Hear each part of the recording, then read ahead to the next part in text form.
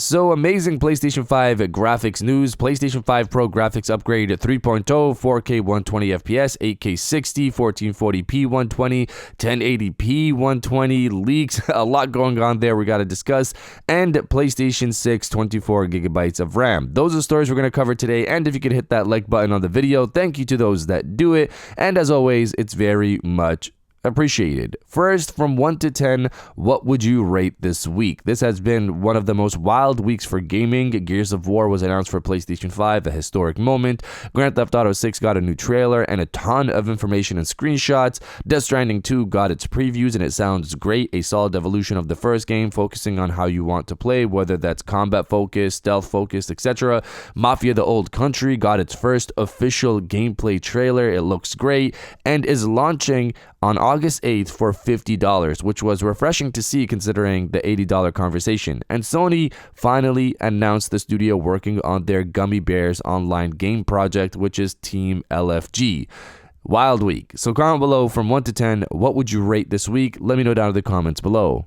Now diving into the first story of the video, PlayStation 6 24 gigabytes of RAM. Reading from PlayStation Universe, Sony's as yet unannounced PlayStation 6 is expected to have at least 24 gigabytes of RAM in order to accommodate new machine learning features, the tech wizards at Digital Foundry have estimated. Alex Battaglia had the following to say when discussing the potential innards of the next generation PlayStation and Xbox consoles.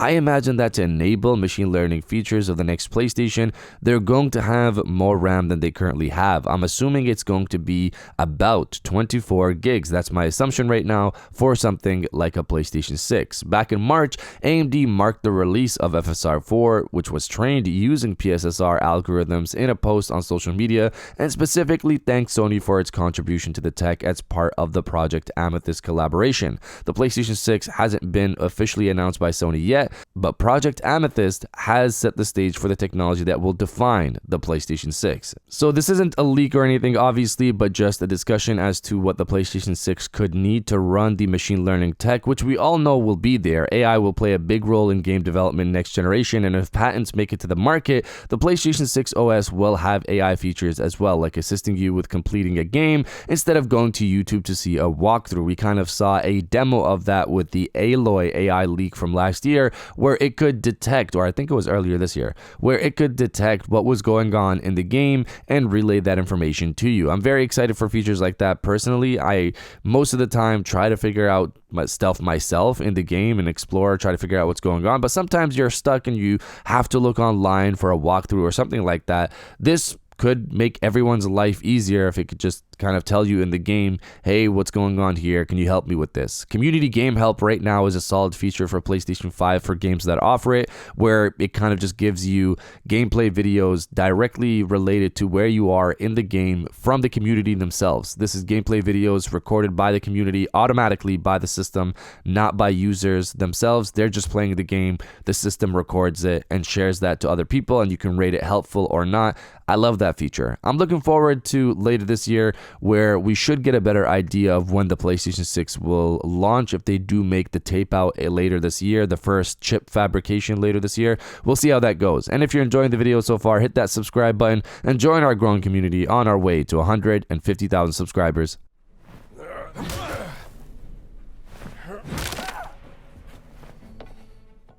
Now diving into the second story of the video, amazing PlayStation 5 graphics news. So this is a quick story, but recently we saw the second trailer for Grand Theft Auto 6, and people were very impressed with what they saw and doubted there was gameplay in the video. Rockstar came out to confirm there is gameplay, and this is all running on the base PlayStation 5. They never mentioned the PS5 Pro. Here's what they said exactly. Grand Theft Auto 6 Trailer 2 was captured entirely in-game from a PlayStation 5, comprised of equal parts gameplay and cutscenes. So there you have it. About half of what we saw in that trailer was pulled from gameplay, which is amazing considering how good it looks, but also taken how dense and detailed everything is in that world. Yes, it's visually impressive, but it's also visually impressive in a city packed and world packed with depth, which is impressive. More impressive in my opinion than just the visuals alone. I'm excited to play this next year, but you guys let me know if you were impressed by trailer 2 or not. Let me know down in the comments below.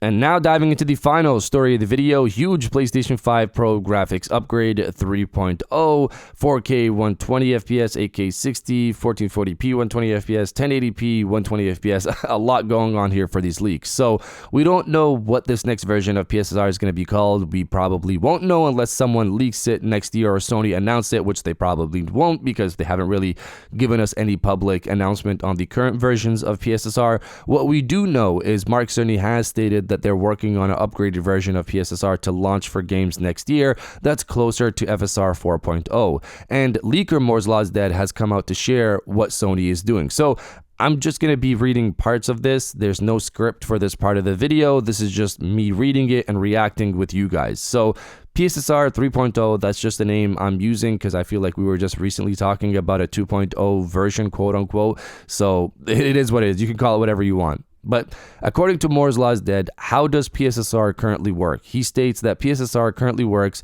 by upscaling from 864p internally before going to 4K. So he compared it to DLSS, which is able to go all the way down to 720p, all the way to 4K. So that's obviously better than 864p because DLSS can go to a lower resolution and still get a good quality image at 4K. What Sony is working on for the next iteration of PSSR is that Sony is working on training a higher quality image neural network that is lightweight, which requires less frame time to upscale. So better image quality and less of a hit on the software to process it in the PlayStation 5 pipeline or CPU limitation. They want to improve the hit on frame time so they can get better at 4K 120 FPS locked. This is locked 120 FPS. This is a big focus for them according to Moore's Law is Dead, and offer something for 8K 60 output with PSSR. I don't know who's really going to benefit from that, but regardless, Sony clearly wants to push for that. They also want to support other resolutions like 1080p and 1440p for PSSR